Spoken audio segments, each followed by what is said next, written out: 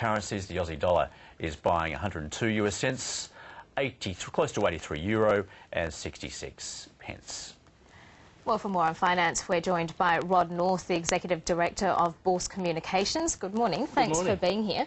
So the Australian share market hasn't had the best start to the week. How much are events in Europe affecting the Australian market? Well, I think probably the key has been the sort of jobs numbers that came out of the US on Friday that disappointed, and then we had our ANZ sort of preliminary jobs ads numbers out yesterday, which showed a decrease of 1.2%, which is not great because it's the third month that the job ads have dropped, and that's sort of a precursor to the official figures for unemployment which come out on Thursday. So I suppose, you know, a lot of the focus this week is going to be on, you know, the employment and what that might end up doing. And of course there's some expectation that we'll see the unemployment rate in Australia move up a bit, probably from 5.1 to 5.2%, which is not a great trend.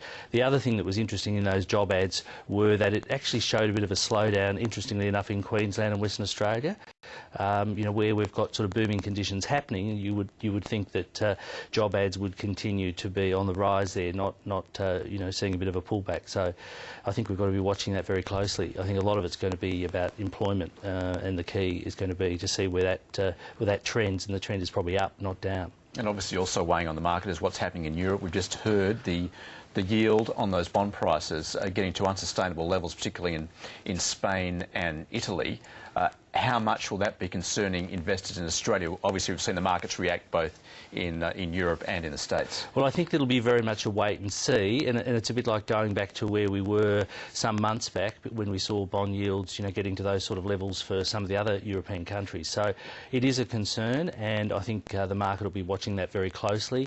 You know, obviously that is a continuous sort of contagion effect as well. You know, we don't want to be seeing bond yields up at those levels, you know, for any sort of sustainable period. So yes, that is a concern, and it will mean our market will continue to be pretty volatile, I think, over, you know, the next week or so. And there's some housing data as well as some business confidence data out today. What's that expected to say? Yes, that's expected to probably show a bit of a pullback too, particularly with housing data. I mean, I think everyone's watching the sort of housing market at the moment. We're still seeing auction clearance rates, you know, still in the 50% level, which is not great. And also there's some concern. There's a lot of properties, you know, in certain parts of Melbourne as well, you know, where, you know, a lot of properties are for sale. So, you know, we'll be watching those numbers, I think, today very closely.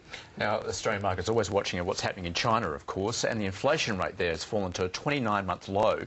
Just how concerned should we be about the state of the Chinese economy? Well, I suppose when you see the inflation rate drop, in some ways that's not such a bad thing, but it's also showing that there's a bit of a slowdown occurring there. But I've actually recently come back from China, and I was there for 12 days, and there doesn't appear to be too many signs of the slowing at all there.